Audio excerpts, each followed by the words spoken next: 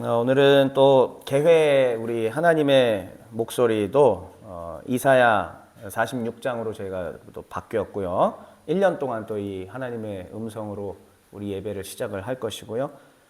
또 우리의 반응도 시편 또 87편 11절의 말씀으로 바뀌었습니다. 혹시 우리 조다희 성도님 다시 한번 그 화면으로 한번 아까 시작할 때 안 계셨던 분들이 계시기 때문에 예배는 먼저 하나님께서 우리에게 먼저 오셔서 섬기시고 우리 가운데 말씀하시는 걸로 시작을 하는 겁니다.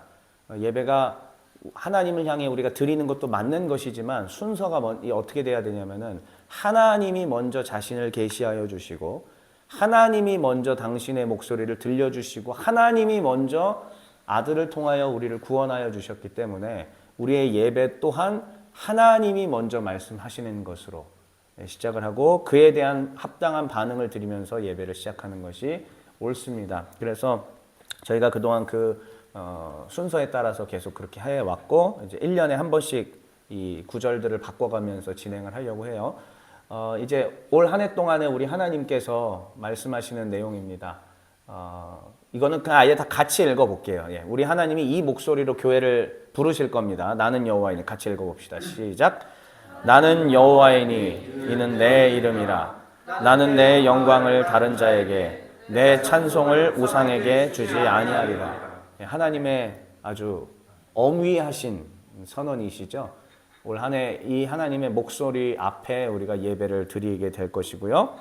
그래서 이 하나님의 부르심 가운데 우리는 어떻게 교회로서 하나님 앞에 그 부름에 화답을 해야 할 것인가? 시편 87편 11절로 정해왔습니다. 이렇게 반응하며 예배드리려고 합니다. 함께 읽어보겠습니다. 시작. 여호와여 주의 도를 내게 가르치소서. 내가 주의 진리에 행하오리니 일심으로 주의 이름을 경외하게 하소서. 가르치시옵시고 경외하게 하옵소서. 이 두 가지 반응으로 하나님 앞에 반응을 드리면서 우리의 예배를 시작하려고 합니다. 자, 그럼 다시 이제 원래 화면으로 돌려주시고요. 이제 오늘은 신명기 강론이 시작되는 시간입니다. 먼저 우리 신명기 강론의 첫 본문인 1장 5절 말씀을 함께 읽고 그 다음에 계속 이어서 설명하도록 하겠습니다. 함께 같이 읽어보겠습니다. 시작. 모세가 요단 저쪽 모압 땅에서 이 율법을 설명하기 시작하였더라. 일러스되. 모세가 요단 건너편, 저쪽은 건너편을 말하는 거예요. 그러니까 요단강이 이렇게 흐르고 이쪽은 가나안 땅, 이쪽은 모압 평지입니다. 그래서 이 모세가 요단 건너 이쪽 모압에서 반대쪽 가나안 땅을 바라보면서 백성들에게, 이 어린 백성들에게 율법을 설명하기 시작하였다라는 것이 신명기입니다. 아시다시피 1, 2월 호가 매일 성경 저희가 신명기로 시작을 하잖아요. 그래서 충실하게 신명기 말씀을 함께 같이 공부를 하고 그 다음에 몇 월 달인지 지금 기억이 안 나요. 4월인지 모르겠는데 나머지 절반은 또 신명기의 절반은 또 그때 가서 이렇게 되는 걸로 나와 있더라고요. 그래서 계속 4월 그때쯤까지 신명기 말씀을 같이 한 권 다 같이 공부하고 말씀을 나누도록 하겠습니다. 먼저 그 또 새해가 됐으니까 비장하고 엄숙한 말을 한번 또 해야 되지 않겠습니까? 교인들 앞에서 또 우리 하나님 앞에서 다시 한번 제가 선언을 드리겠습니다. 종의 교회의 담임은 하나님이십니다. 다시 한번 선언하겠습니다. 이 종의 교회의 주인 또 담임 가르치시는 분 통치자 전부 다 우리 하나님이십니다. 목사는 하나님께서 하나님이 하실 일에 대해 대신 그 일을 하라고 권위를 부여받은 자일 뿐입니다. 그 기능을 수행하라고 하나님께서 세워주신 자일 뿐입니다. 그래서 목사는 정확하게 이 정신을 갖고 있어야 되는데요. 우리 교인분들도 함께 따라해 주시죠. 청지기. 정확히 말하면 우리식으로 21세기 우리 시대로 말하면 매니저. 저는 오너가 아닙니다. 저는 매니저입니다. 그리고 저는 창업주가 아니고 저는 전문 경영인으로 고용된 사람일 뿐입니다. 오너는 오직 하나님, 창업주도 하나님, 주인 모든 권한도 다 하나님께 있음을 다시 한번 고백합니다. 예. 여러분들도 함께 이 사실을 뚜렷하게 기억해 주십시오. 다시요. 교회의 주인은 누구시라고요? 하나님이십니다. 다시요. 종의 교회의 주인은 누구시라고요? 네, 맞습니다. 그것을 함께 기억하고 올 한 해도 또 힘차게 같이 출발하면은 좋겠습니다. 오늘 첫 번째 시간 제목 한번 같이 읽어볼게요. 시작. 이 율법을 설명하기 시작하여. 네, 오늘 본문에 있는 말 그대로 제가 타이틀을 가지고 왔습니다. 오늘 저는 개론을 하도록 할게요. 오늘은 뭐 은혜로운 메시지보다는 우리 앞으로 신명기를 또 꾸준하게 봐야 되니까 성도 여러분들이 개인적으로 매일 성경 묵상을 하시는 데 있어서 벌써부터 지금 신명기 너무 어려워요. 뭔 소리인지 모르겠어요 하는 분들이 덜어 있었습니다. 네, 지금 잠바 입고 이렇게 하고 계신 분 뭐 이렇게 이분이 그렇게 얘기를 하셨는데 신명기 어렵죠. 그래서 목회자는 하나님을 대신해서 지금 여러분들을 주의 나라로 인도하는 직분을 맡았기 때문에 제 책무는 뭐냐? 하나님의 말씀을 정확하게 이해할 수 있게 알려드리고 길라잡이를 하는 게 제 책임입니다. 그거는 교회가 저에게 준 책임이 아니라 저분이 저에게 주신 책임이므로 저는 저분 앞에서 충성을 다해야 합니다. 그래서 오늘 순서는 먼저 신명기의 구조를 살피고요. 그 다음에 두 번째는 같이 소리내서 읽어볼까요? 신기하죠? 시작. 출애굽과 법의 상관관계. 네, 여기 우리 법학과 학생이 계신데, 자, 출애굽과 법은 무슨 상관관계가 있을 것인가에 대해서 같이 이야기를 하고, 그 다음에 마지막 세 번째로는 이 신명기라는 책이 가지고 있는 신명기의 가치를 오늘 함께 이야기하고 오늘 마무리 짓도록 하겠습니다. 자, 그러면은 먼저 우리 신명기의 구조를 한번 볼게요. 자, 자세한 것들은 이제 앞으로 강론을 쭉 진행하면서 더 세부적인 구조들은 말씀을 드리겠는데 처음부터 그걸 보여드리면은 이제 기절하실 것 같아가지고 그렇게 하진 않겠습니다. 신명기는 이렇게 생겼습니다. 한번 딱 보시죠. 1장부터 몇 장까지 있죠? 네, 34장까지 있는데 자, 맨 먼저 자, 샌드위치 햄버거라고 생각하겠습니다. 맨 윗방과 아랫방을 볼게요. 맨 윗방은 1장 1절부터 5절까지. 그래서 이거는 서문, 그냥 처음 맨 시작 윗방입니다. 그 다음에 맨 아랫방은 뭘까요? 31장 1절부터 34장 12절까지. 제법 길죠? 4장이나 되잖아요. 제법 깁니다. 그런데 31장부터는 이제 모세의 마지막 유언 및 모세가 죽는 장면으로 얘기가 끝나요. 그러니까 사실상 신명기의 본체는 한 30장 정도에 이미 끝난다고 보시면 되겠습니다. 자, 그러면은 신명기 나머지 그 안쪽에 있는 우리 양상추와 햄버거 패티와 계란과 등등 이런 것들은 도대체 어떤 내용들로 되어 있는지 한번 볼게요.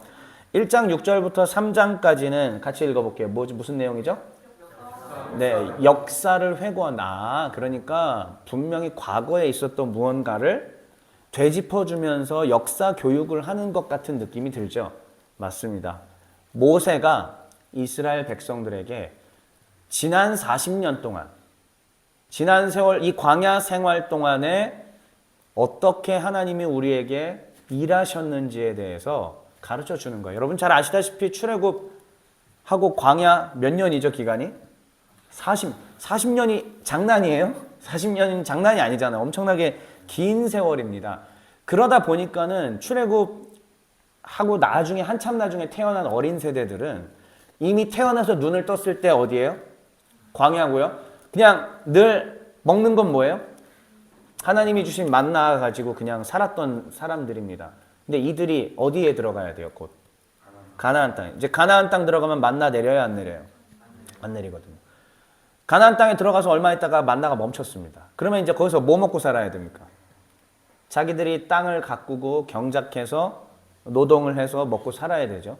자, 그러면 하물며 몸은 고되겠지만 만나를 매일 똑같은 메뉴로 40년 동안 하늘에서 내려오는 거 그거 먹는 거랑 자기가 경작해서 다양한 품종의 이것들을 건져서 먹는 거랑 뭐가 좋겠어요? 전자, 후자? 당연히 후자죠. 그러니까 이제 이들이 가나안 땅에 들어가서 어떻게 타락할지에 대해서 모세는 이미 감이 왔죠. 그러니까는 이들을 하나님의 뜻에 합당하게 살게 하기 위해 내가 죽기 전에 마지막으로 비장의 각오를 하고 비장한 결기를 갖고 가르쳐줘야 되겠다 라고 한 것이 뭐냐? 바로 신명기라는 거예요. 그러니까는 신명기는 이 다음 세대인 이 어린 세대들이 가나안 땅에 들어가서 하나님 뜻에 합당하게 살게 하기 위해 기록된 하나님의 그 목적을 갖고 쓰신 책이요. 그래서 가장 먼저는 역사를 회고하는 것부터 시작해야 마땅하다라는 말씀입니다. 자세한 것들은 이제 우리가 묵상도 하고 또 다음 주부터 또 이어지는 강론에서 하나하나 찬찬히 이제 살피도록 하고요. 그 다음에는 가장 중요한 건 역시 뭐냐? 자, 4장부터 26장이에요. 거의 뭐 전부 다죠. 4장부터 26장은 뭡니까? 내용 읽어볼게요. 시작. 율법을 정리한 겁니다. 아시다시피 신명기는 가나안 땅에 입성하기 직전입니다. 그럼 그 이전에 40년의 기간 동안에 하나님이 이미 모세에게 주셨던 법이 있다 없다? 있죠. 그 법은 언제쯤 주셨을까요? 자, 1번 초창기, 2번 중반기, 3번 후기. 매우 초창기에 주셨어요. 하나님은 율법을 광야 생활 시작하는 바로 그 초입에 바로 율법을 주셨습니다. 그런데 이 율법을 제대로 작동하기에는 광야는 현장이 좋지 못해요. 그럼 이 율법이 제대로 작동되려면은 언제부터일까요? 땅을 갖고 정착을 한 이후부터입니다. 그때부터가 이 율법이 제대로 작동이 되는 거예요. 그래서 결국은 이들이 그 땅에 가서 모세 없이 살아내야 되니까 율법에 대해서 다시 한번 총정리해 주는 것이 뭐다? 신명기다라는 겁니다. 그래서 그 안에 세부적으로 4장부터 11장까지는 읽어볼게요. 무슨 조항? 네, 일반적인 조항인 거고요. 그 다음에 12장부터 26장까지는 세부 조항입니다. 네, 그리고 이 일반 조항 넘어서 12장부터 26장이 사실 신명기의 가장 핵심이고요. 이 부분에 대해서는 또 더 복잡한 구조들이 있습니다. 그거는 그 순서가 될 때 우리 종의 가족 여러분들에게 제가 차근차근 또 말씀을 드리려고 합니다. 자, 이렇게 역사도 교육해주고 그 다음에 하나님이 주셨던 율법이 뭐였는지 다시 한번 총정리해줬습니다. 그 다음에 27장부터 30장에는 반드시 뭘 다시 해야 돼? 자, 다시요. 모세는 이제 죽기 직전이에요. 이제 나 없어. 나 없이 이 후손들이 똑바로 살아야 돼요. 그래서 모세가 선택한 방법은 뭘까요? 멱살을 잡고, 멱살을 실제로 잡진 않았지만 거의 멱살을 잡는 심정으로 뭘 했을까요? 하나님 앞에 순종하고 살 것을 지금 내 앞에서, 내가 아직 눈 뜨고 있는 이 동안에 내 앞에서 뭐 해? 서약해. 서약하라고. 사실 이 내용입니다. 그래서 신명기 27장부터 30장까지는 하나님 앞에 다시 너희가 서약해라. 너희는 니들이 원해서 여기 나온 거 아니라고. 하나님이 선택해서 하나님의 영광을 드러내고 하나님의 빛을 드러내서 만민이 여호와를 알게 하라고 선택받은 이스라엘 민족이다. 너희 스스로의 의지와 너희 스스로의 결단으로 된 민족이 아니다. 여호와께서 너희 조상 아브라함을 선택하셨고 여호와께서 너희 조상 이삭을, 여호와께서 너희 조상 야곱을, 요셉을, 그리고 그 후손들을 여호와께서 선택하셨고 너희가 그 백성 되었으니 이제 너희는 서약하라. 그 뜻대로 하라. 그게 가장 복된 길이다라는 것을 말씀하는 것입니다. 이것이 바로 신명기의 구조입니다. 자, 그러면 두 번째로 제가 뭐와 뭐의 상관관계를 설명한다고 그랬죠? 기억하세요? 출애굽과 법의 상관관계를 자, 그럼 볼게요. 자, 출애굽과 법의 상관관계에 대해서 오늘 좀 또 말씀을 드리겠습니다. 이스라엘 백성들이 아주 기가 막힌 하나님의 드라마틱한 그 10가지 재앙 이후에 나오잖아요. 뒤에서 병거가, 애굽 병거가 쫓아오고 그러는데 하나님께서 홍해를 가르시고 기적적으로 이들이 탈출했습니다. 자, 탈출하고 광야로 딱 왔는데 막상 광야에 왔더니 마실 물 없어, 먹을 거 별로야. 그러니까 사람들이 그냥 불평과 불만이 막 나와서 그래요. 누가 봐도 이 백성은 하나님의 백성이라고 보기에는 너무 오합지졸입니다. 우리 사랑하는 우리 정세철 형제님, 네. 고려 거란 전쟁 스포일링을 하시면 안 되지만 어쨌든 거기 고려 거란 전쟁에 보면은 훈련된 정규 군인이 있지만은 그냥 농사 짓다가 끌려온 군인들이 있었죠. 그걸 뭐라고 불렀습니까? 드라마에서? 아, 광군이래. 광군이. 맞아요. 정확히. 아니, 어떻게 정세철 형제가 답이 안 나오고 어떻게 이게 어떻게 된 거죠? 네. 좋아요. 네, 광군이라고 얘기를 했죠. 자, 여러분. 지금 이스라엘 백성들의 모습은 뭐냐면 정규군이 아니라 딱 농사 짓다가 그냥 끌려 나와서 갑자기 무기 잡고 덜덜덜덜덜덜덜 떨고 있는 그러한 광군에 해당하는 모습입니다. 이제 이 백성들이 올바른 하나님의 백성으로 서기 위하여 하나님께서는 무언가 작업을 해야 하는 것이죠. 맨 아래에 있는 제가 이런 질문을 던져놨는데 큰 소리로 함께 같이 읽어보시죠. 맨 아래요. 무엇이? 시작. 무엇이 하나님 나라의 백성인가? 조금만 생각해 보실래요? 무엇이 하나님의 나라의 백성인가? 지금 이때와 지금 3500년의 시공간의 차이가 있습니다. 3500년의 시공간을 초월해서 한번 우리 자신에게도 한번 물어보시죠. 한 번만 다시 읽어볼게요. 시작. 무엇이 하나님 나라의 백성인가? 이 얘기를 좀 드릴게요. 애굽 땅에서 살다가 가나안 땅에 들어가면 입성 직후부터 하나님 나라 백성일까요? 일단 하나님이 나라를 세워주셨으니까 그 땅에 들어갔으니까 그 나라 백성이겠죠? 근데 그 땅에 들어갔다고 해서 진짜 하나님 나라 백성인가? 출애굽은 우리에게 무엇이 진짜 하나님 나라 백성에 따라해 볼게요. 정체성. 무엇이 하나님 나라 백성으로서의 정체성인지를 우리에게 질문을 던져주고 있어요. 우리는 어린 시절에 교회를 다니면서 광야에서 하나님이 기적을 일으켜 주신 것, 뭐 노뱀 사건, 반석을 쳤더니 물이 나온 사건, 만나가 내려온 사건들에 대해서 집중하잖아요. 그거는 어린아이 수준에서 볼 수 있는 내용들이에요.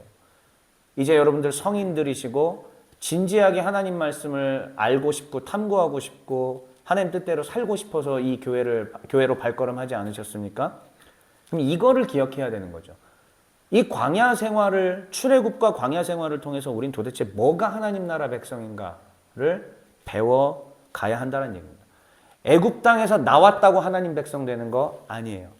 가나안 땅의 경내에 들어갔다고 해서 하나님 나라 백성이 되는 게 아닙니다. 그럼 뭐가 필요할까요? 하나님 나라에 대한, 따라해 볼게요. 지식. 하나님 나라에 대한 알미 필요한 거예요. 하나님 나라가 뭔지를 알아야 하고 하나님이 명령하신 가르침들이 뭔지를 알아야 합니다. 듣고 흘려가는 거 말고요. 알아서 내 안에 차곡차곡 쌓여 있어야 되고 그게 실제 내 행동의 근거가 돼야 됩니다. 내가 말을 하고 내가 행동을 하고 내가 선택하는 것의 근거가 뭐가 돼야 된다? 하나님 나라의 지식이어야 돼요. 그거에 대한 알미 없으면 우리는 엉뚱한 말, 엉뚱한 선택을 하게 될 수밖에 없다는 것입니다. 자, 400여 년 동안에 이스라엘 백성들이 이집트에서 이렇게 살아요. 하나님의 은혜를 더하여 주셔서 모세를 보내시고 건져내십니다만 너무 오랜 세월 동안 이집트 문화 가운데 살았습니다. 너무 오랜 세월 하나님과 관계없는 삶을 살았습니다. 그런데 홍해를 건넜어요. 나왔어요. 바다가 갈라지는 것도 체험했고 불이 이렇게 와서 사르는 것도 경험을 했고 만나도 체험을 했어요. 우와, 내가 하나님 나라 백성인가 보다. 막 자신감 넘치고 나는 이제 하나님 백성이야 라고 해. 근데 사실 그렇게 해서 광야에 나왔지만 말하는 거, 생각하는 거, 행동하는 거, 모든 태도 하나하나까지 전부 하나님 나라 백성과 상관없는 모습이라는 얘기예요. 그러니까 우리가 영적 체험을 하며 처음 예수를 딱 믿어가지고 불붙는 마음들로 충만해지잖아요. 그러면 내가 하나님 나라 백성이 다 된 것 같고 다 가진 것 같고 뭐가 다 이룬 것 같아요. 또 그때는 어떻게 하냐? 기도하면 하나님 다 응답하세요. 그 시기에는. 그러니까 내가 말하는 대로 하나님이 응답하시니까는 내가 대단한 사람이 된 것 같고 내가 정말 하나님의 대단한 위대한 사람이 된 것 같은 그 착각에 휩싸여가지고 기분 좋게 막 해요. 하지만 시간이 지나면서 우리의 정체와 한계가 드러납니다. 그 이후에 내가 말하는 것과 행동하는 게 서서히 뭐가 이상한 것들을 느끼게 되고 부딪히는 것도 느끼게 되고 성경을 배워가면 배워갈수록 내가 하나님 나라의 가치에는 합당치 않은 말과 행동들을 했구나라는 것들을 알아가게 되죠. 근데 이것도 알아간다는 건 축복입니다. 왜 알까요? 말씀을 그만큼 듣는데 내 시간을 들였고 읽고 소화시키는데 내 시간을 들였고 하나님께 그걸 받으려고 하는 에너지를 그나마 들였기 때문에 가능한 것이죠. 일절 이게 없는 사람은 그 말과 행동을 할 수가 없거든요. 자, 출애굽이 우리에게 던지는 질문은 무엇이냐면은 너희가 홍해를 건넜다고 해서 하나님 나라 백성이다? 아니요. 너희가 가나안에 들어갔으니까 하나님 나라의 백성이다? 아니요. 따라해 볼게요. 하나님의 법을 알고 지키는 자, 그 사람이 하나님 나라 백성입니다. 믿으십니까? 진심으로 믿으세요, 이 사실을? 네. 이 알을 실천으로 옮겨야 돼요. 그러니까 이제 신명기를 우리가 묵상하고 보셔야 되는 이유가 거기에 있는 겁니다. 결국은 출애굽과 광야 40년 그리고 그때 하나님이 던져주신 법은 바로 하나님 나라의 백성으로서의 정체성을 갖출 수 있도록 가르쳐 주시는 의미가 그 안에 담겨 있는 겁니다. 이해가 되십니까? 왜 굳이 광야여야만 하고 왜 굳이 광야에서 또 법이 선포돼야 되는지 아시겠어요? 우리의 삶도 왜 갑자기 광야로 가야 되는지 그리고 광야 가운데 왜 갑자기 하나님은 내 광야 같은 인생 가운데 법을 들려주시는지 아시겠습니까? 하나님 나라 백성으로 만드시기 위함입니다. 그러면 이 위에 표 한 번 다시 볼게요. 하나님께서 시내산의 호렙산에서 머물러 있었던 이스라엘 백성들에게 1년 조금 못 되는 약 11개월의 시간 동안 무엇을 허락하시냐면 법을 주십니다. 하나님께서 모세에게 직접 법을 내려주셨어요. 그 법을 추려봤더니 이렇게 나옵니다. 출애굽기 20장에서 뭘 봤습니까? 십계명. 그리고 이 십계명이 일종의 헌법이라면 헌법 아래에 뭐가 있죠? 우리나라는? 헌법 아래 법률이 있죠. 그러니까 이 헌법 아래 헌법은 가장 기본적인 것이라면 가장 큰 개념이라면 그 아래 법률로서 하나님께서 출애굽기 21장과 23장에 뭘 주십니까? 언약 법전이라는 것을 허락하십니다. 언약 법전. 너희는 이 법을 지켜야 되는데 왜 이 법을 지켜야 되느냐? 너희와 나는 서로 무슨 관계니까? 언약을 맺은 언약 관계이니까.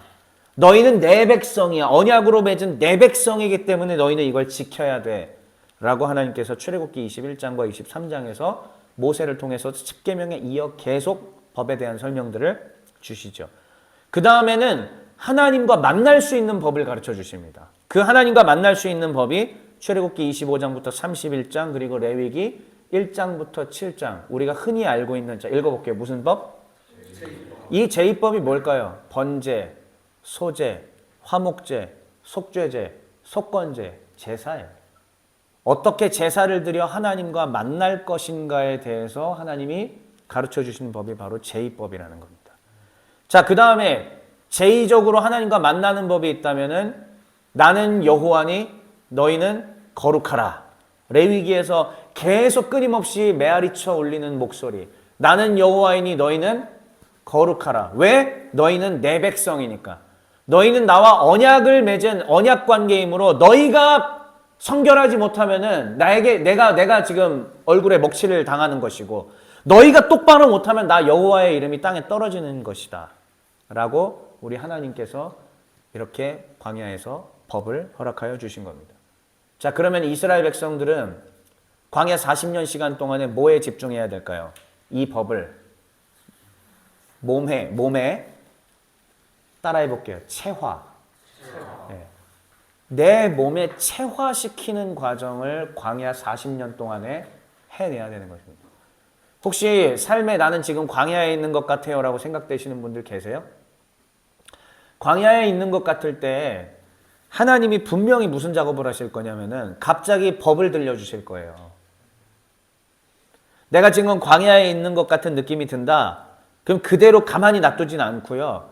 반드시 하나님이 법을 들려주세요. 규칙이고 이게 내 백성의 정체성이야 라고 알려주실 거예요. 근데 이거를 여러분 이스라엘 백성들 40년 동안에 하는 모습을 보면 어땠습니까? 제대로 지키는 사람도 있고 대부분은 거부하죠. 그게 우리의 완악한 죄성입니다. 여기 있는 우리 모두 거기에 해당하지는 않는지 생각해 볼 필요가 있어요. 다시요. 광야 한복판에 나를 내버려 둔 것 같은 것 때문에 우리는 찬송도 부르고 광야 주제로 막 찬양 작곡도 하고 막 울기도 하고 영화도 나오고 드라마도 나오고 각종 방송에서도 다 그런 얘기도 하고 하죠. 근데 정작 그 광야에 있을 때 광야의 의미가 뭔지를 우리는 잘 모르는 듯합니다. 광야는 여호와의 법이 선포되는 거예요. 우리 정세철 형제님 과거에 썼던 유튜브 그 개인 이름 뭐죠? 무슨 땡땡땡땡 정동지? 미드바르 정동지죠. 히브리어로 광야가 미드바르예요. 미드바르는 앞에 이제 미자 빼고 드바르 이게 명사화된 건데 다바르라는 말입니다. 다바르가 무슨 뜻이에요? 네, 하나님 말하시다는 뜻이에요. 그러니까 광야는 사실 뭐다? 하나님의 말이 들려지는 곳입니다. 근데 우리는 광야에서 하나님의 말을 들으려고 하지 않아요. 광야에 슬퍼하기만 하는 거죠. 왜 지금 내가 이 만나만 먹어야 하는가? 왜 내가 지금 여기서 이러고 살아야 하는가?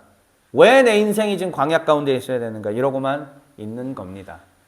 사랑하는 가족 여러분들, 새해 첫 예배 때 하나님이 이거를 우리에게 들려주시는 거예요. 혹시 광야에 있는 것 같은 분들, 여호와의 법이 들릴 때 그 법 앞에 어떻게 반응할지, 내가 그걸 어떻게 체화시켜서 여호와의 백성으로 정체성을 공고히 할지 결단하는 오늘 이 시간 되시길 주의 이름으로 축원합니다.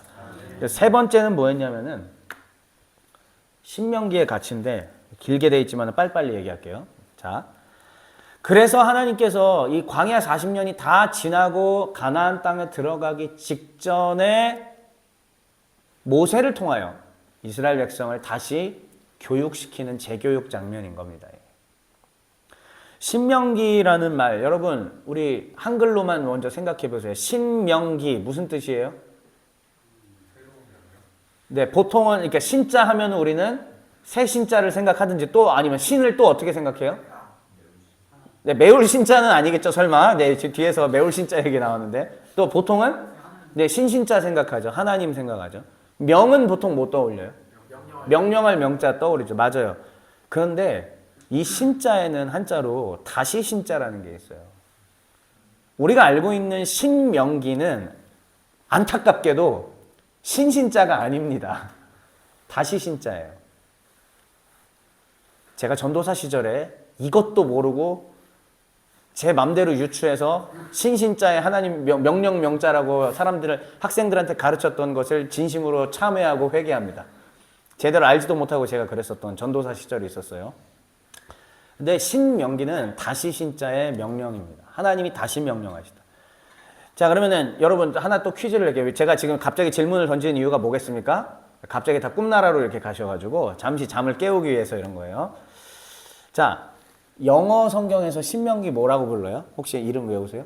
창세기는 제네시스죠. 출애굽기는 엑소더스, 그렇죠? 그다음 레위기는 그래요. 예, 그냥 뭐 리비티커스 이렇게 되니까 그거 빼고 그냥 그다음 민수기는 숫자를 세니까 넘버스예요. 네. 네, 좋습니다. 여러분, 이제 잠 깬 것 같습니다. 자, 다시 집중 한번 해볼게요. 신명기는 영어 성경에서 제목이 뭐예요?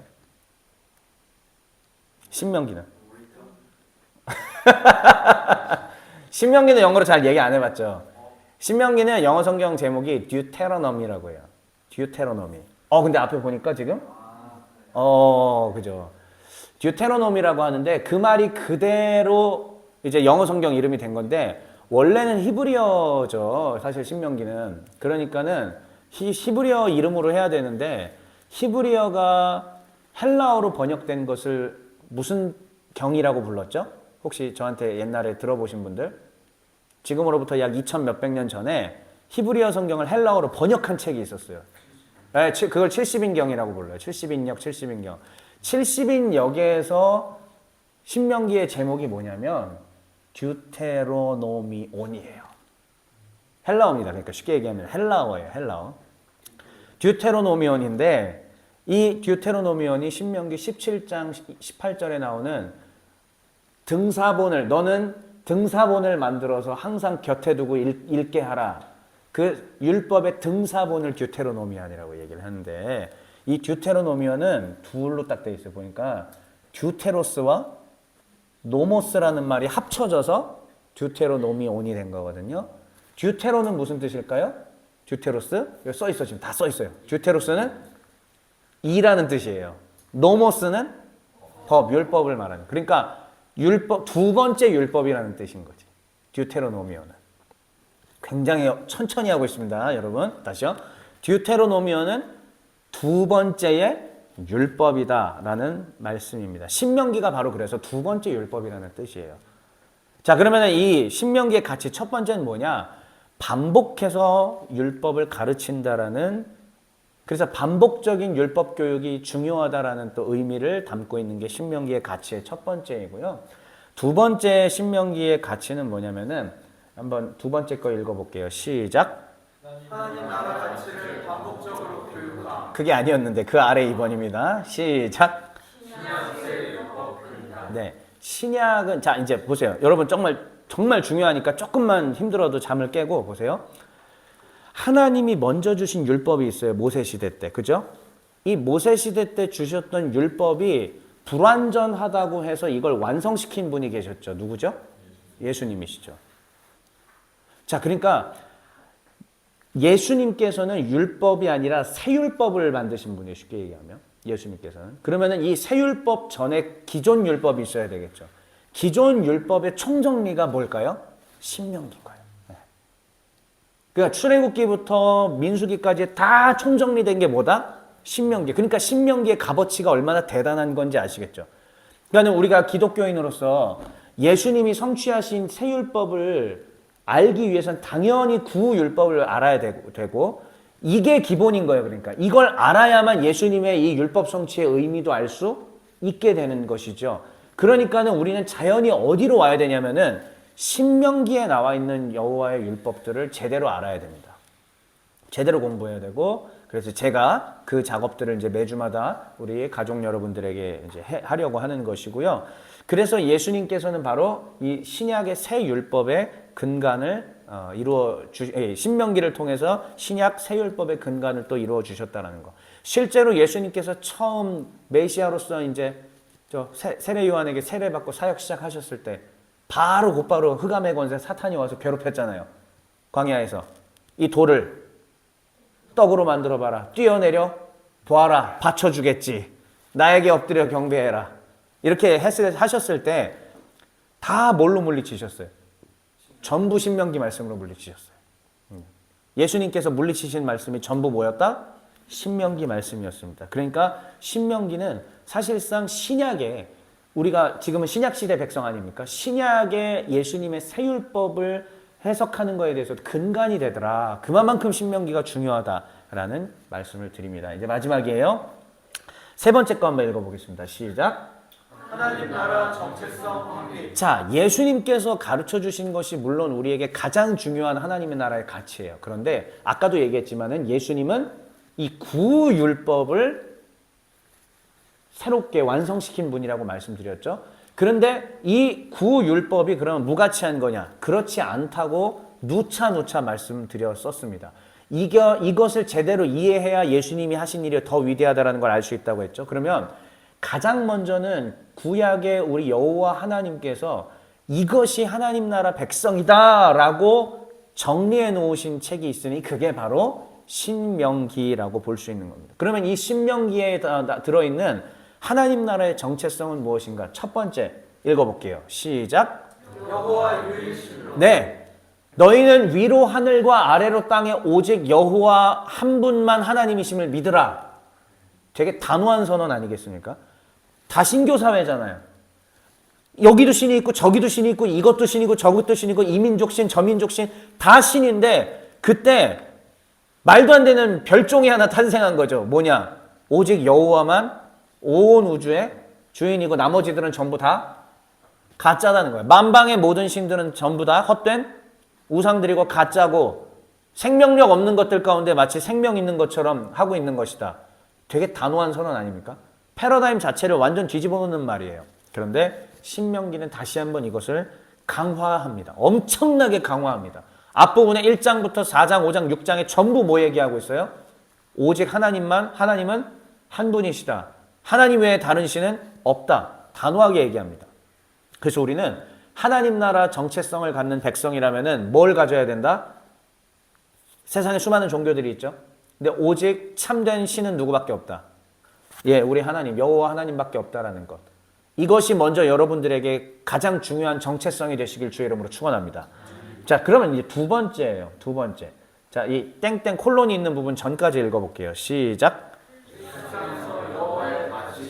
신명기가 앞으로 우리에게 가르쳐 줄 겁니다. 신명기는 하나님 나라 백성은 이런 거야 라고 가르쳐 줄 건데 내 일상에서 여호와의 가치를 실현시키는 자들이 바로 하나님 나라 백성이다 라고 얘기를 하는 거죠. 이게 무슨 말이냐면은 사회법하고 종교법은 보통 분리되는 듯해요.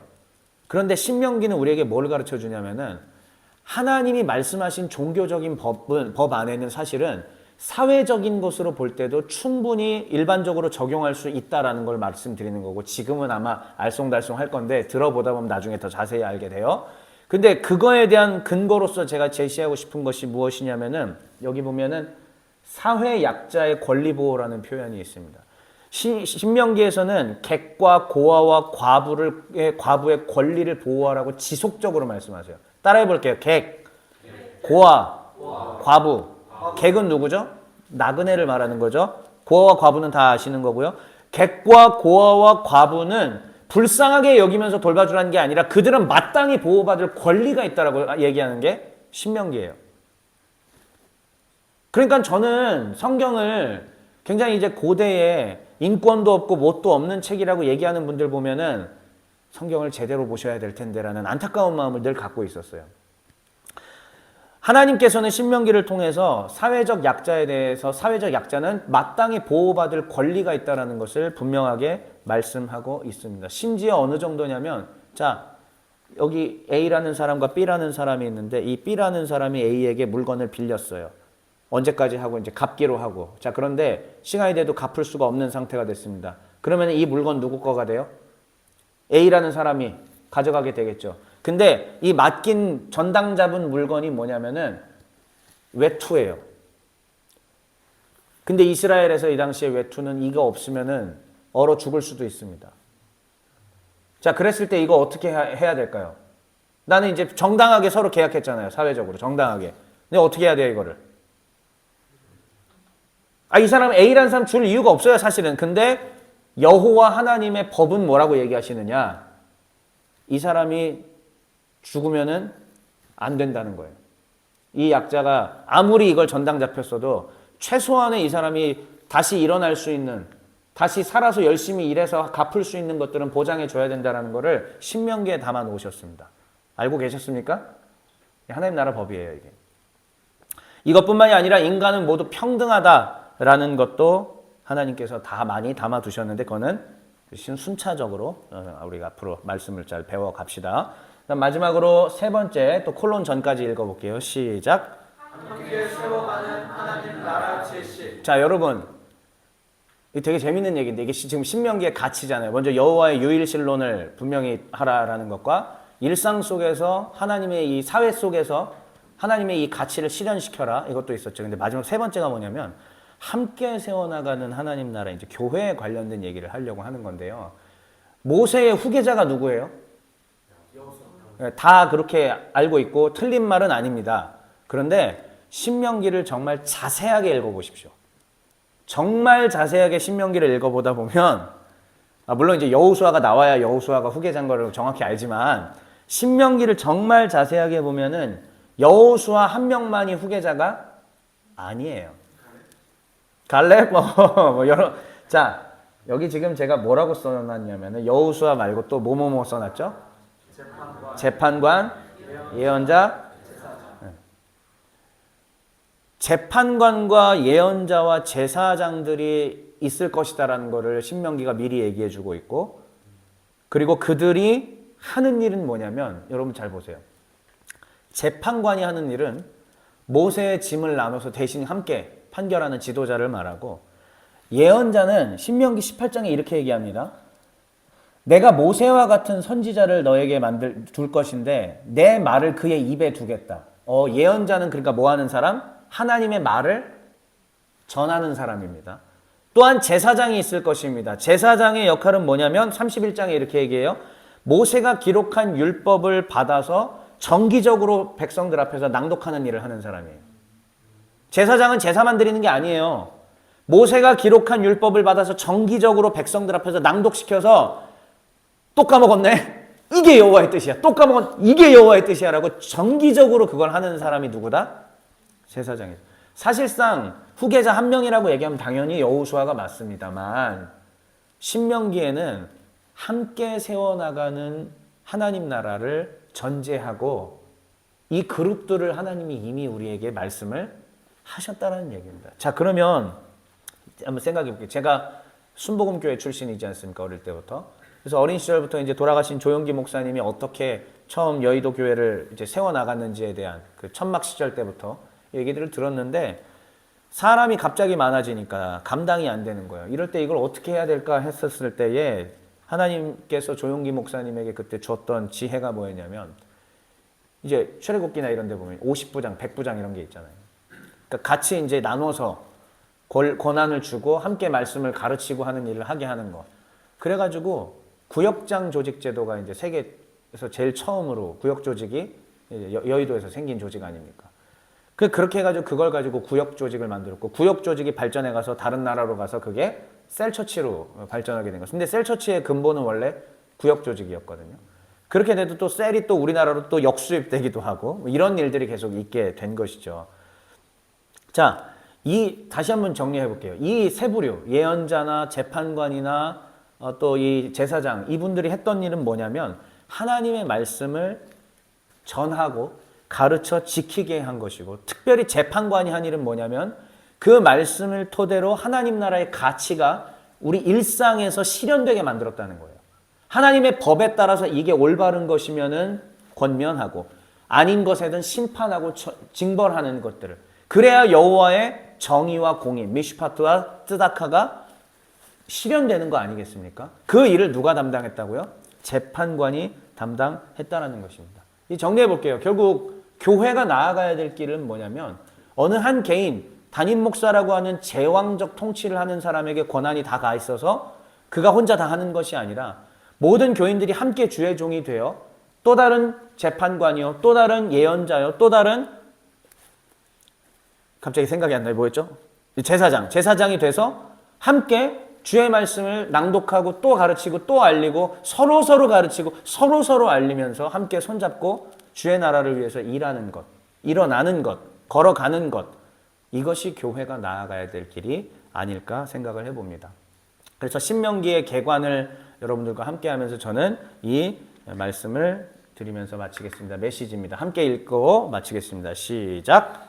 하나님 나라의 정체성을 잘 배워 교회와 일상이 괴리되지 않는 주의 종이 됩시다. 아멘. 이런 사람들이 교회 안에 가득할 때 무슨 일이 벌어질까요? 하나님 말씀으로 정체성들이 확립돼 가겠죠. 정체성이 확립되면 일상 속에서 하나님 나라의 가치가 어떻게 될까요? 실현되겠죠. 우리가 그렇게 될 때까지 한 걸음 한 걸음 잘 걸어 나아갑시다. 아멘. 오늘은 제가